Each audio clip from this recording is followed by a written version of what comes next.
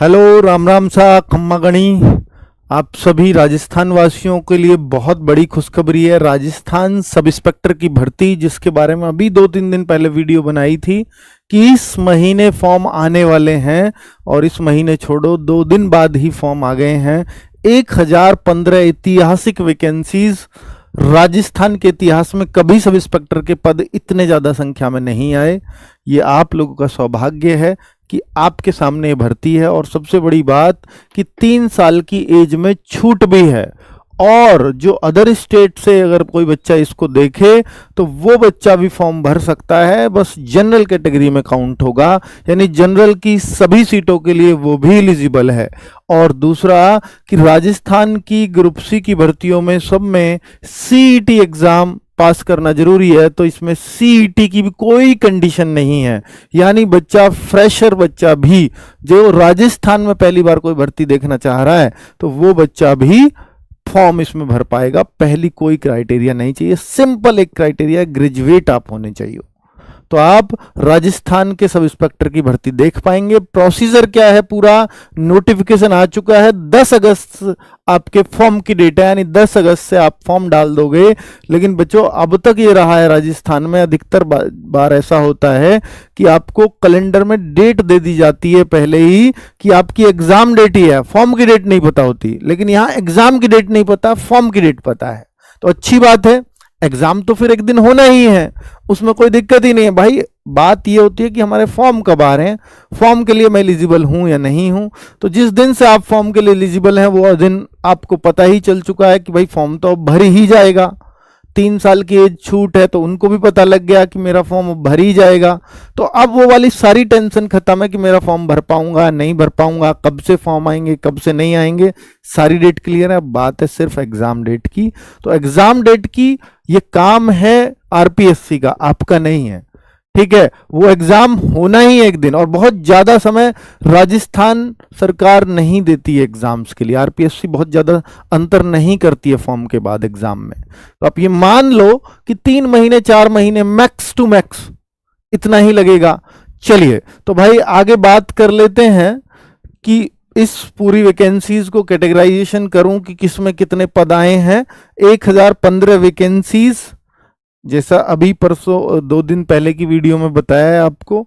तो उप निरीक्षक एपी जो वैकेंसी है, जिसको हम कहते हैं ना असलियत में भाई, जो ये शायद नॉर्मल क्षेत्र के लिए होगा ना, हाँ, थानों में जो होता है सब इंस्पेक्टर थानेदार जिसको बोलते हैं, वो यही भर्ती है 896।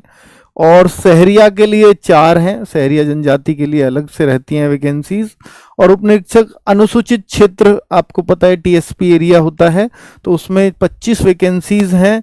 उपनिरीक्षक आईबी 26 वैकेंसीज हैं। प्लाटून कमांडर जो थोड़े हथियार बंद होते हैं, ये भी सब इंस्पेक्टर की रेंज ही होती है, और 64 वैकेंसीज उनके लिए हैं।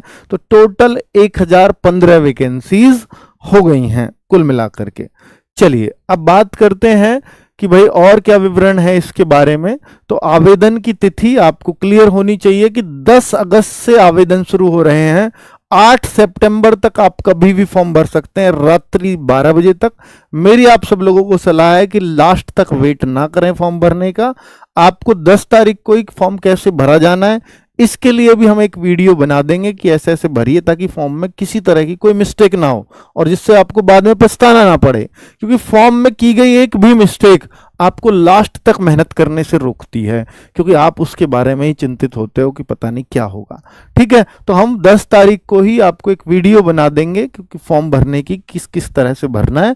तो आप 11 तारीख से फिर अपना फॉर्म भर दीजिए। बहुत जल्दी भी नहीं करना है कि भाई 10 तारीख को आए उसी दिन डालना है फॉर्म।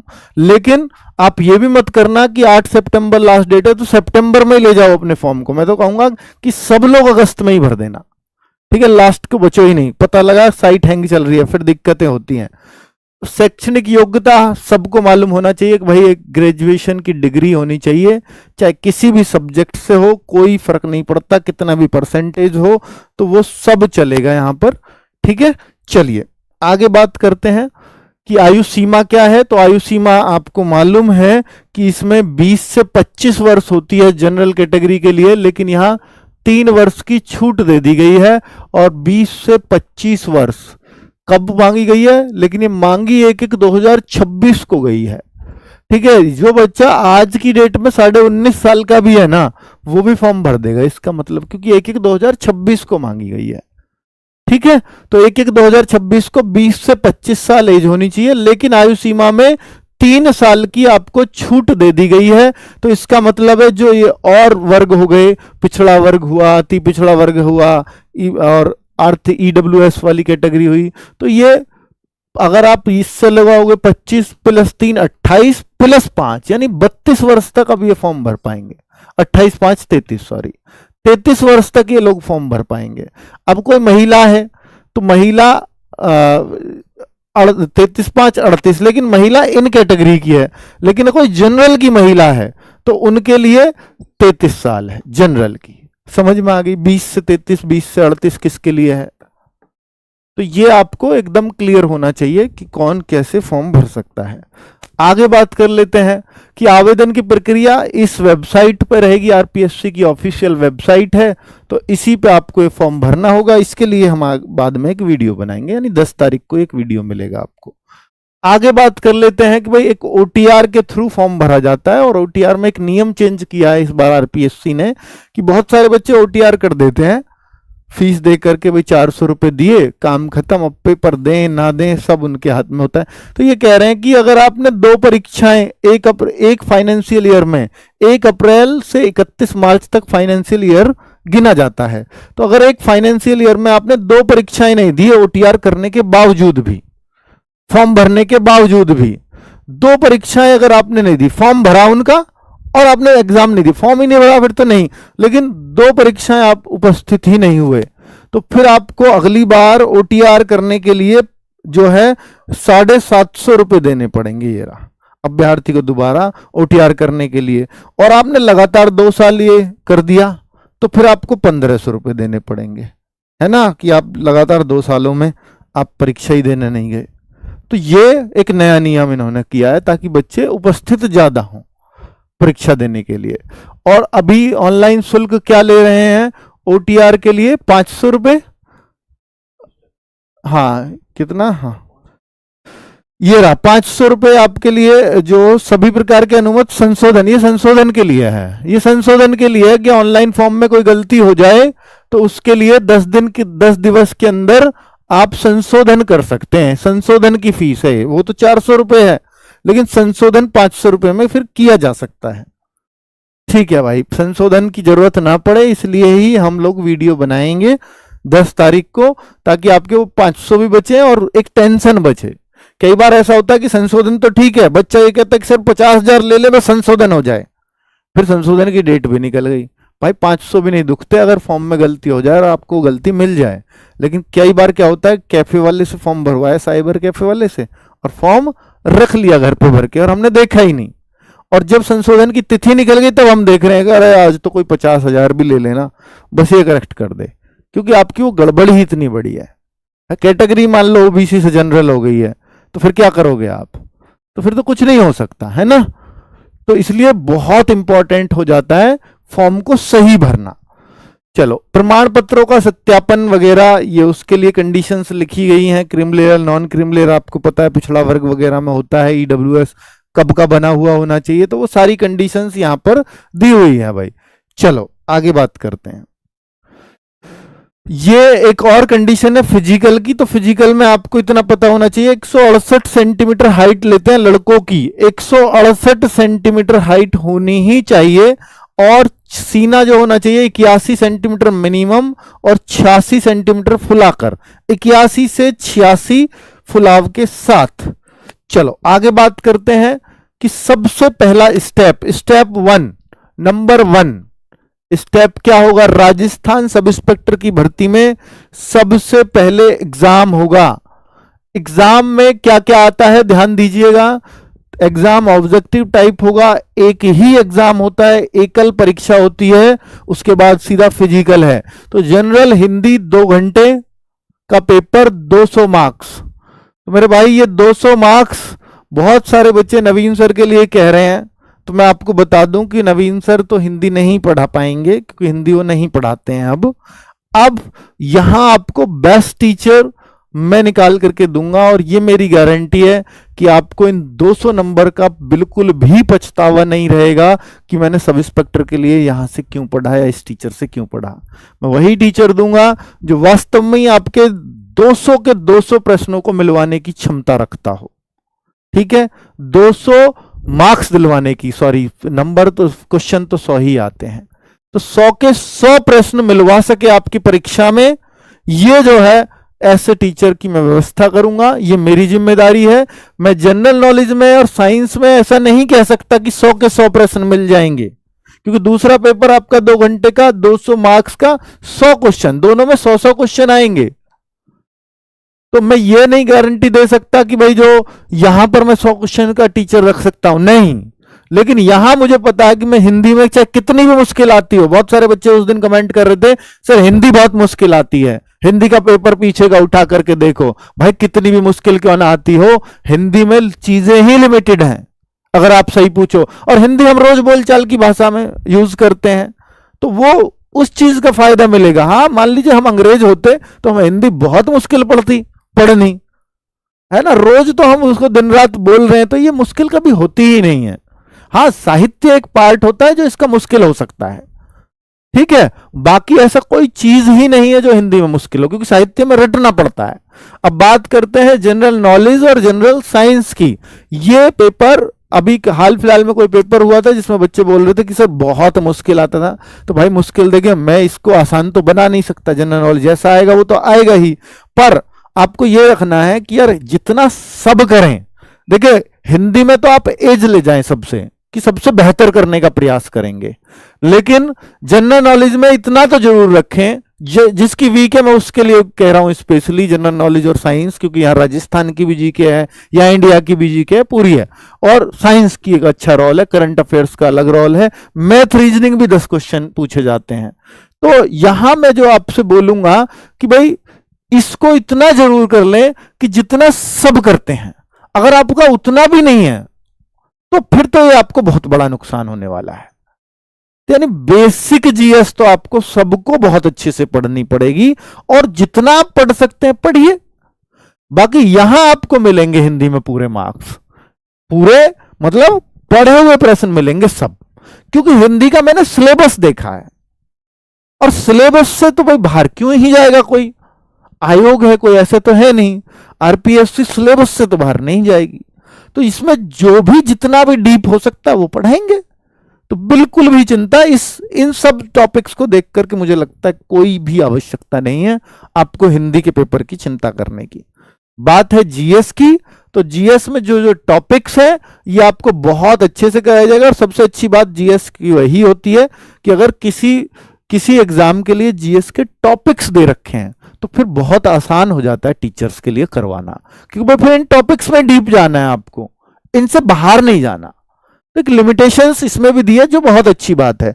तो ये राजस्थान की हिस्ट्री, आर्ट एंड कल्चर ये आएगा, ऐसे बांटा हुआ, geography of world and India, तो ज्योग्राफी और ये ऊपर हिस्ट्री हो गई, geography of India, geography of world and India, तो ये देखे ज्योग्राफी ऑफ राजस्थान, तो इस तरीके से पूरा वर्ल्ड ज्योग्राफी हो गया, इंडिया की ज्योग्राफी हो गया, राजस्थान की ज्योग्राफी, तीनों ज्योग्राफी आ गई। आगे इंडियन हिस्ट्री, तो एंशिएंट और मिडिवल पीरियड अच्छे से, मॉडर्न पीरियड अलग, तो इसका मतलब ये दिख रहा है कि आधे में ये दोनों आएंगे और आधे में ये दोनों, ये अकेला आएगा, तो मॉडर्न इंडिया ज्यादा इंपॉर्टेंट रहेगा। ठीक है, economic concept and Indian economy, तो ये इंडियन इकोनॉमी के कॉन्सेप्ट होगा, लेकिन इकोनॉमी ऑफ राजस्थान का भी ध्यान रखना है। तो इस तरह से राजस्थान को ये साथ में लेकर के चलेंगे। ठीक है, साइंस एंड टेक्नोलॉजी, क्योंकि ये तो लिखा ही आपके सब्जेक्ट में जीएस एंड साइंस, तो साइंस एंड टेक्नोलॉजी ये रहा। रीजनिंग और मैथ ये टोटल 10 क्वेश्चन आते हैं इसमें से, 100 में से आपके, और करंट अफेयर्स अलग से लिखा है तो इसको भी आपको महत्व देना है। और ये आपका इंडियन कॉन्स्टिट्यूशन हो गया, और ये आपका राजस्थान का कॉन्स्टिट्यूशन हो गया। ये पूरा सिलेबस है जीएस का और साइंस का। ठीक है, क्लियर क्या क्या आएगा। अब बहुत सारे बच्चे पूछ रहे थे कि सर इसके लिए कोई बैच आप ले आइए, राजस्थान पुलिस के लिए सब इंस्पेक्टर की भर्ती है, इतनी बड़ी भर्ती है, आरडब्ल्यू पर बहुत भरोसा है, तो बिल्कुल ये बहुत सारे बच्चों की रिक्वेस्ट थी। तो थानेदार बैच हाँ भाई, राजस्थान से देखिए ताल्लुक है, और अभी मैं सबसे लास्ट विजिट है मेरी तो राजस्थान की है, अभी एक हफ्ते पहले। तो मैं हनुमानगढ़ आया था, एसकेडी यूनिवर्सिटी, जो हनुमानगढ़ के होंगे वो लोग जानते होंगे। तो एसकेडी यूनिवर्सिटी मैं मतलब अगर मेरे हो सकता है अभी और भी एक दो बार जाना पड़े तो मैं आपको जरूर बताऊंगा। ठीक है, तो कुल मिलाकर के थानेदार बैच कमिंग सून, क्योंकि एक बच्चे का कमेंट था राजस्थान आइए, तो मैंने उस पर जवाब दिया है। ठीक है, तो थानेदार बैच ये आपका आरडब्ल्यूए का आपको मिलने वाला है। और ये कब मिलेगा आपको मालूम है कि आरडब्ल्यू की एक क्वालिटी है कि अगर कोई बैच या तो इस पर आसानी से आता नहीं है, अगर लेकिन आ जाता है तो फिर बच्चे को भटकने की जरूरत नहीं है, फिर उसकी सारी चिंताएं हमारी चिंता हो जाएंगी। और जो भी बच्चा अफोर्ड नहीं कर पाता दूसरी जगह, वो आरडब्ल्यूए को चुनता है। यानी आरडब्ल्यूए ऐसी फीस रखता है किसी भी बैच की जो हर बच्चे के लिए अफोर्डेबल हो। तो उसकी आप चिंता मत करिए कि हम ऐसी कॉस्ट रखेंगे, क्योंकि राजस्थान में मुझे भी पता है कि बहुत सारे टीचर्स बहुत अच्छी कॉस्ट लेते होंगे, पर मैं सबको आपको विश्वास दिलाता हूं कि इस परीक्षा के लिए आप आरडब्ल्यू पे पूरा भरोसा कर सकते हो, लास्ट तक आपके साथ जुड़े रहेंगे। और एक और बता दूं कि भाई फिजिकल, देखिए उस दिन थोड़ी सी गलती हुई थी, उसको मैं सुधारना चाहता हूं। एग्जाम सबसे पहला स्टेप एग्जाम है। एग्जाम आपका 400 मार्क्स का, 200 के दो पेपर होते हैं, 1/3 की नेगेटिव मार्किंग भी है। तो 400 मार्क्स 3 घंटे, एक ही दिन में होंगे दोनों पेपर, 3 घंटे का गैप रहेगा, तो 400 मार्क्स एग्जाम। दूसरा स्टेप होता है आपका फिजिकल। फिजिकल आपका जो होता है 100 नंबर का होता है, 100 मार्क्स का, ध्यान देना। तो पहली मेरिट तो लगेगी जो जो एग्जाम पास कर गए फिजिकल के लिए। फिर एक तीसरा स्टेप होता है इंटरव्यू।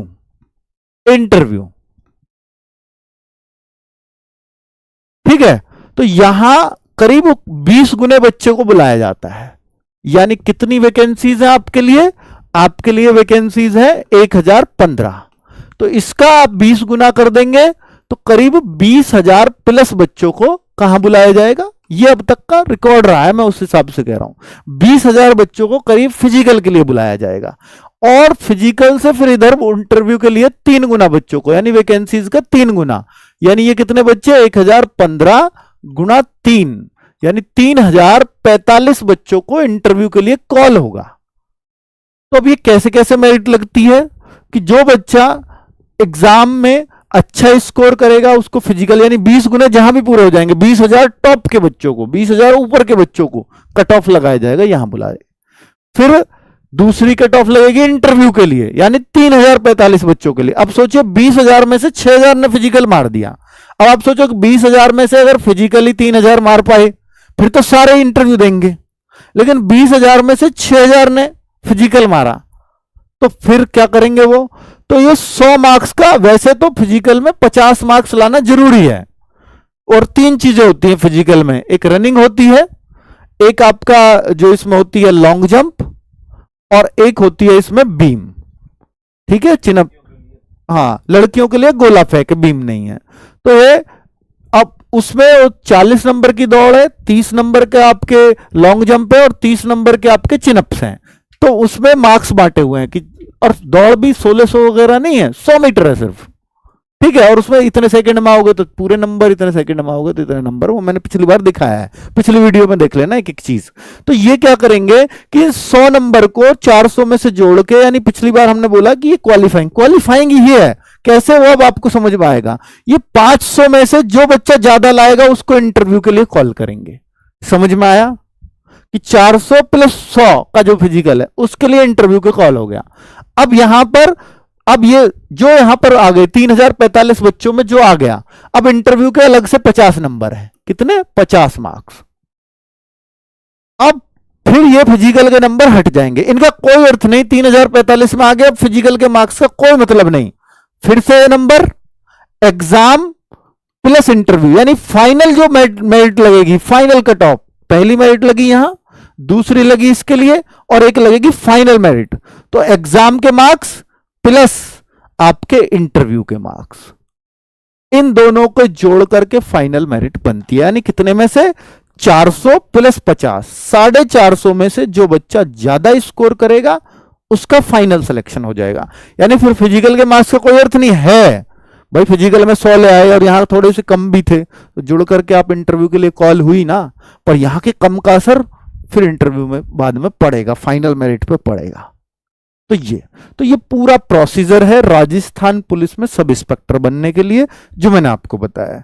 उम्मीद है कि आपको ये बहुत अच्छे से चीजें समझ में आ गई होंगी, और अब आप आरडब्ल्यूए पर, आरडब्ल्यूए का स्टेट एग्जाम चैनल है, आरडब्ल्यूए स्टेट एग्जाम, कोई भी अब इस बैच की इंफॉर्मेशन हो या कुछ भी हो, सब कुछ उस पर डाली जाएगी। हम कोशिश करेंगे कि 1 हफ्ते के अंदर इस बैच को आपके पास ले आए। 1 हफ्ते के अंदर हमारा प्रयास है कि हम बैच में ये आपके पास ले आए और आपको ये सारी चीजें बता दें। थैंक यू वेरी मच, नमस्ते।